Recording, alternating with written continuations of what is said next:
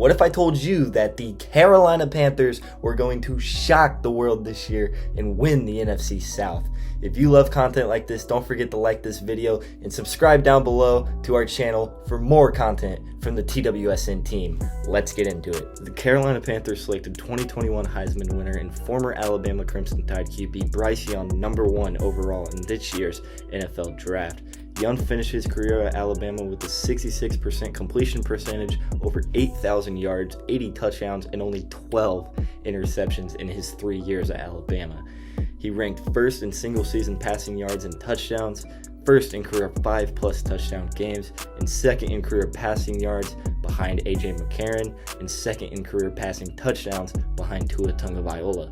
The only downside on Bryce Young, of course, is his size, listed as 5'10", which would make him one of the shortest starting QBs in the NFL alongside Kyler Murray. But me personally, I believe Bryce Young's talent, his arm, his mobility, and everything about him makes up for his short stature.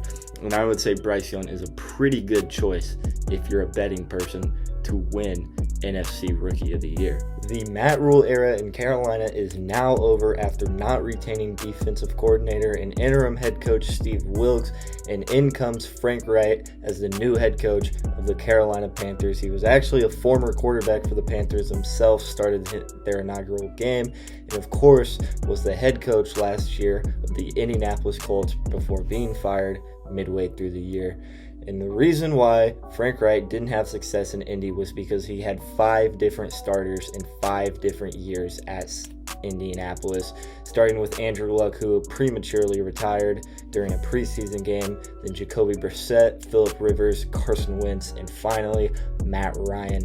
Wright gets a chance to clear his name as the new head coach of the Panthers and clear the remains of the Matt Rule era, and with him brings an all-star lineup of coordinators, including Josh McCown as a quarterback coach, Deuce Staley as the running back coach, and former NFL head coach Jim Caldwell as a special assistant. This is a team that was 29th in yards per game last year and 19th in points per game. Bryce Young comes into Carolina, gives Frank Wright his quarterback stability for the future, and improves this offense a lot. The Panthers also had themselves a really good offseason too, signing 2 Cincinnati Bengals and Von Bell, who had 4 interceptions and 2 forced fumbles last year. That was one of his best years he's had in a while. Hayden Hurst, who had his second best year since he was a Falcon in 2020 in receptions and yards. 2 veteran wide receivers in DJ Chark and Adam Thielen, who will be good go-tos to Bryce Young as he begins his journey into the NFL. They also drafted Jonathan Mingo from Ole Miss, a wide receiver, in the 2nd round of the draft. And of course, the big free agent, Miles Sanders, and a 1,000-yard rusher with 11 touchdowns for Philly as they went to the Super Bowl last year. One of the reasons I personally love the Carolina Panthers is their young defense, and the defense that new DC, Ejiro Evero, who got head coaching looks this offseason from teams, gets to step into and gets to play with, joining a young core of Derek Brown, J.C. Horn, Jeremy Chin, and of course, their superstar, Brian Burns, who had 12.5 sacks, 63 tackles, and 1 forced fumble last year. He is absolutely the best player on that Panthers defense. He will absolutely be priority #1 to re-sign this offseason. The NFC South is just not what it used to be.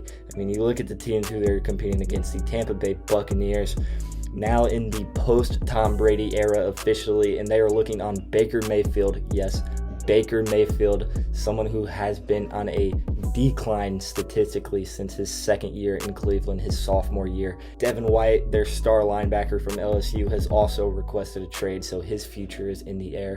Then you have the Atlanta Falcons, who are undecided at quarterback with Taylor Heineke as a free agent, and of course last year's rookie Desmond Ridder. They are going to battle it out for the starting job, and I personally don't think any of them could lead a playoff team. They also drafted Bijan Robinson, which is a move I didn't like because they had Tyler Algier, who was one of the better running backs in football last year, and now they get a running back from committee role maybe between Algier and Bijan Robinson. Drake London to me is still questionable, and Kyle Pitts had an absolute decline from his rookie year. This offseason, the Falcons lured Jesse Bates away from the Bengals with a mega 4-year, $64 million deal for him to come join Atlanta. and also traded for Jeff Okudah from the Detroit Lions for a late round draft pick. While I love these moves personally, I think that A.J. Terrell still is a huge question mark for this defense, along with their very old and very inexperienced pass rush. The final team in the division is the newly led Derek Carr Saints after the quarterback was cut by the Raiders and signed to a lucrative 4-year deal. For me, Chris Olave is the only weapon through the air on this team. With 72 receptions, over 1,000 yards, and 4 touchdowns in his rookie campaign last year, he is a shining star for this Saints offense. However, they went out and signed Jamal Williams from the Detroit Lions for 3 years, $12 million deal, so they now also find themselves, like the Atlanta Falcons, in a running back by committee room with Williams and superstar Alvin Kamara. I also don't like their defense personally, while they do have some good pieces in Demario Davis, Pete Warner, Tyrann Mathieu, and Marshawn Lattimore. There is a lot of inexperience in this defensive room that will be starting next year for the New Orleans Saints. My overall projection for the Carolina Panthers is they are going to finish 10-7 and win the NFC South, and this is my bold prediction for the 2023 NFL season.